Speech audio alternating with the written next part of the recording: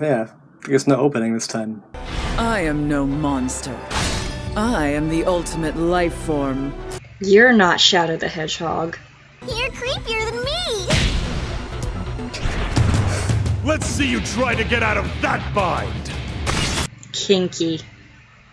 That is some big hair. Oh god. Do you mean the primordial life fiber?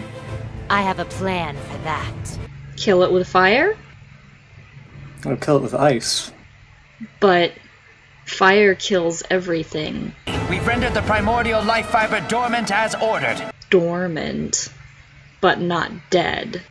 Oh my god. Oh yeah, there's the thing the gift that I have is my Tumblr header. What? It's not important. Okay. What? Did her hair just... Yes. Okay.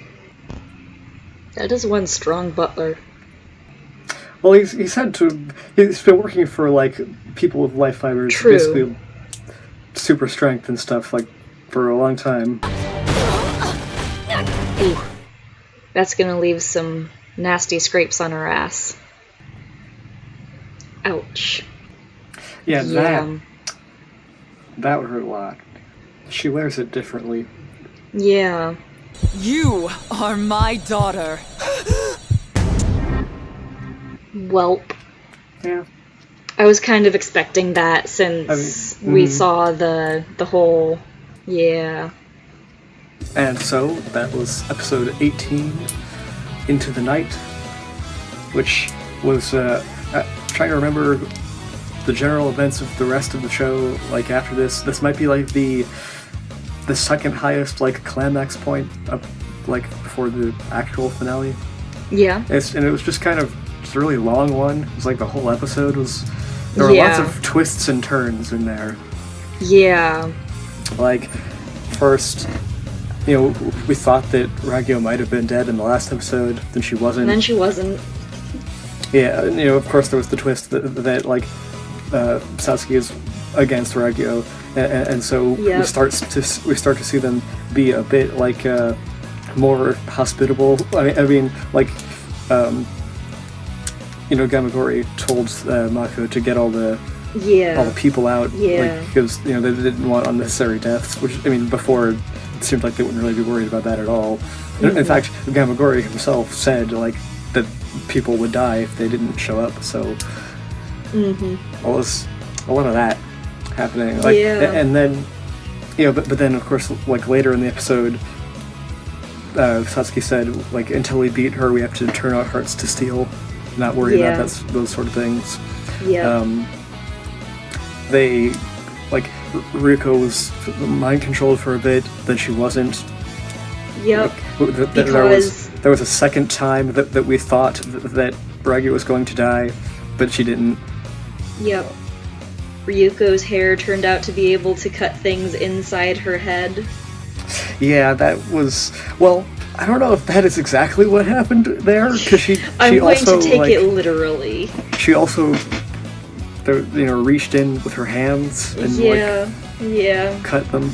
I'm not going to take that part literally, but I'm going to take the hair part literally. Just because that makes it very amusing.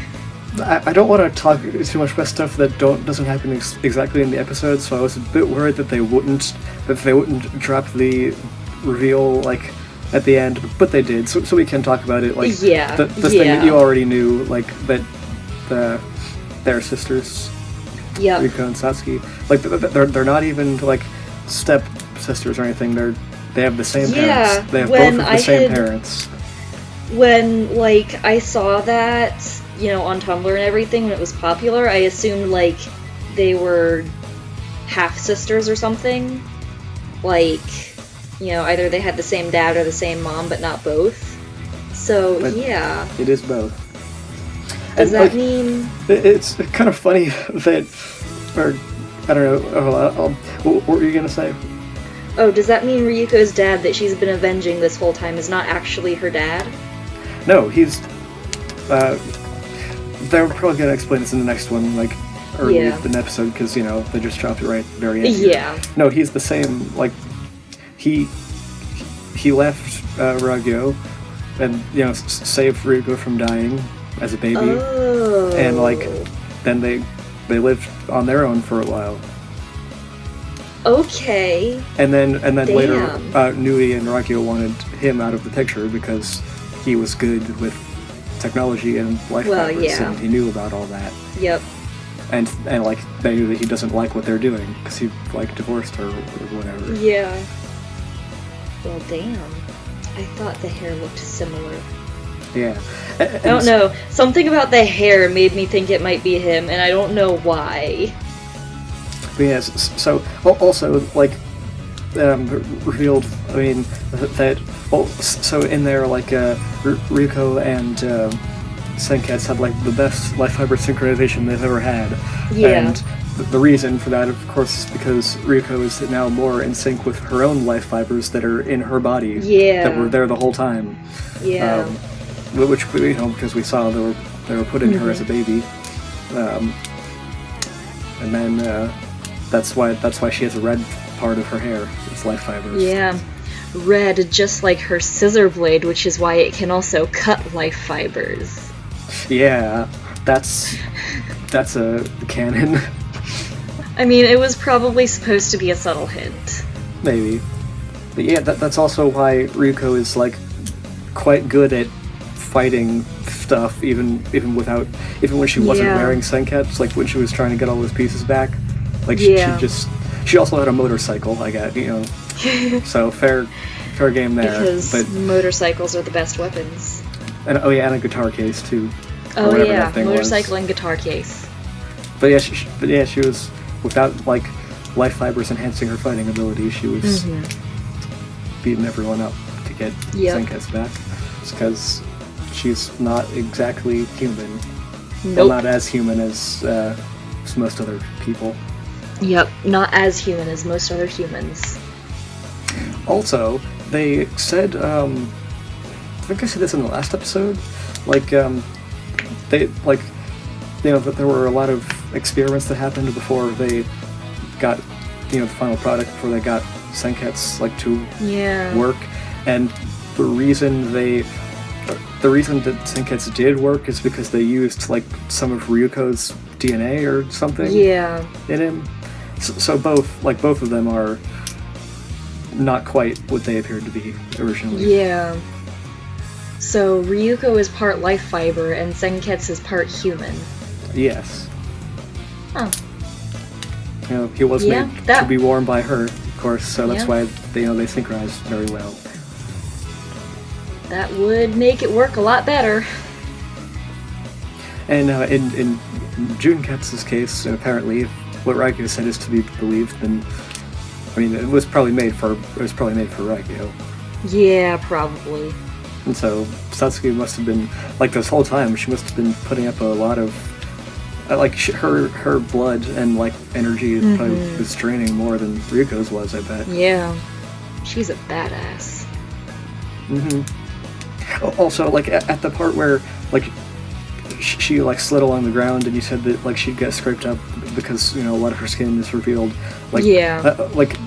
As I mentioned earlier in a previous episode, not at that point because she was life fiber synchronized and they're kind of fused her body with her Kamui and so becomes stronger. I guess that's right.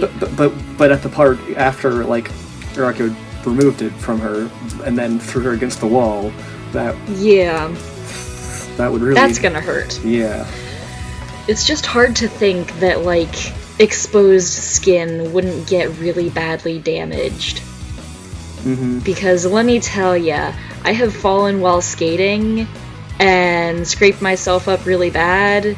No matter how well you think you can fall, it hurts. I get it. It's just, fantasy drawings here that they have different rules. Even disregarding the lore, when she was slammed against a wall enough to make a big dent in it, she's still alive, which maybe isn't really realistic. Yeah, true. And so, Another, like, a concept that was introduced in this episode was the mind stitching, I think that's what they called it, which is a form of mind control that isn't, like, mental at all. It's, like, it's physical. Like, they're physically having their brains wrapped with life fibers. Which is just an interesting, it's a weird idea. Yeah. That doesn't really make much sense about how that would work. Well, I think there's some, like, insects that end up having similar mind control. Oh gosh, what is it? I think there's a certain fungus that will infect insects, take control of their central nervous system, like, the mind stitching, and I think walk them to a place or something. Yeah, the fungus thing that does that. Yeah. Yep. Central nervous system. Like, it makes sense because if the life fibers are wrapped around, like, their nerves and stuff, and then she could control, like, their bodies. Yeah. Because that's how bodies work. But when it's what all we saw visually in the episode was, like, just around the brains. It's just an interesting idea, like, how they went through with it. Yeah. Yes. So at the moment, Raigo seems to have all the cards.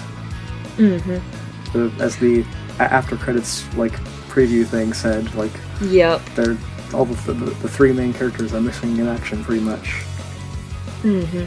Or are literally having their hearts held outside of their bodies by Ragyo, right there in front of you. She can't fight, though. She can't, that's the important part. Yeah. I have a feeling she's gonna heal up, though, just like Ragyo did. Well, yeah, earlier in this episode, she apparently, like, reached inside her own head, and then that didn't seem to leave a wound, so it's a reasonable assumption that she'll survive that. That was a very Jello-like animation there. Yeah, it was to do with the like, visual effect of the mind control thing, I think. Like, just because, like, her whole body being white and you can see through her head already. Yeah. Anyway, like, if that wasn't the case, then I'm sure it would have looked a bit gorier, probably. Yeah, probably. Oh, I had a thought. Possibly the reason Ragyo is so creepy with her daughter is because she's not entirely human anymore. And because she views her as, like, a test subject. But that would definitely affect your understanding of proper parent-child relations. Yep. Like, I think Ragyo has, even in those flashbacks, like, even back then she wasn't, like, she's probably been a decent amount of life fiber her whole life. Yeah. Although I guess it might not have taken that much effect until, like, what was it? How long ago did they say that life fibers, like, woke up and started doing stuff? Like, oh gosh, I forget. Period of time. It was like, was it 40 years, or that's a guess? I could be wrong about that. 10 years. Maybe something more like 20. I don't know. I forget. I'm not good with numbers. Yeah, within her lifetime, I think it was. I bet, like, because of that. Well, I mean, again, maybe not considering the time period, which I don't remember exactly, but Raigo might actually be older than she looks. And she's just stayed alive because of the life fibers helping her out there. Granted, if she had come in contact with the primordial life fiber, then it might have been different, because that thing seems to be a bit more alive than the regular ones in clothes. Yeah. I'm probably forgetting details that we just watched. Well, I mean, it makes sense that it would be, like, it's comprised of 100% life fibers, just like the Kamuis, which are, as we've seen, alive. And it also seemed to be able to control, like, remotely control the other, all the suits and stuff. Well, they were probably tailor-made specifically to be able to be remotely controlled. Yeah. I'm pretty sure Ragyo's hair is because of life fibers. Me too. Yeah. Oh yeah, that reminds me, like, so Satsuki and Ryuko both have black hair, but like their parents like white hair and like orange hair. Yeah. Where did the black hair come from? That's a good question. Maybe Ragyo's original hair color is black, but it turned white and rainbow lights when she got infused with life fibers. Because I don't think that, like, she was born life fiber person. I don't think so either. Yeah. Because life fibers were dormant, like, for a long time until recently. Yeah. So makes sense that is the case. So it probably changed her hair color. Just like the life fibers are probably what made Ryuko have the red blade hair part of her hair. Mm-hmm. Yes. Yeah. It can change people's hair. Yeah. Which, I guess means that Ragyo has more life fibers in her than Ryuko does. But Possibly. I don't know. Well, I guess it kind of makes sense that it would work for her, specifically her, because the Kiryuin family is, supposedly the messengers of life fibers to humanity. Yeah. I don't think it's ever explained, like, why that is, or how she knows that. Like... Yeah. Or you could be right, and she's a lot older than she looks, so her hair is just all white with age, except for the rainbow bits. Yeah, that is also a possibility. And it would make sense that they'd want to keep her alive, because she seems very motivated. Yeah. To do what the life fibers want. Yeah. Well, it's just, I was curious about how much of Ragyo is life fibers, because apparently, like, even 1 year old is too old to try and integrate them into a normal human's body and have it work well. Yeah. And it did end up working, like, as intended with Ryuko, but... Yeah. But she thought it didn't? I wonder, like, what it... Oh, like, because it looked like she died, I guess. Yeah, because they had, like, a heart monitor, and it went down to 0, and Ryuko stopped crying. I wonder... Yeah, it's... circumstances under which her dad, like, went and checked on her in the baby pit that they dropped her into, found out that she was still alive. Probably immediately after Ragyo left, because he looked pretty upset. Yeah, he looked pretty upset then, but if he immediately found out she was still alive, like, how long did he have to, like, hide her? Like, when did he tell Satsuki, about the wedding dress or whatever? Like, yeah. Was that the last thing he ever said to her before leaving? Possibly. Yeah. Also, he could have, he might not have suspected that, oh my god, why am I blanking on their names? We've been talking about them for how long? Describe them? Main girl! Why can I not remember? Yes! Why did I want to call her Mako? I guess because Mako is the best character, but... Because Mako is the main girl in your heart. Yeah. He might not have assumed that Ryuko was dead, but not dead, alive. Oh my god. I am struggling so hard. He might have, like, gone to, bury his child's body. True. And then found out that she was alive.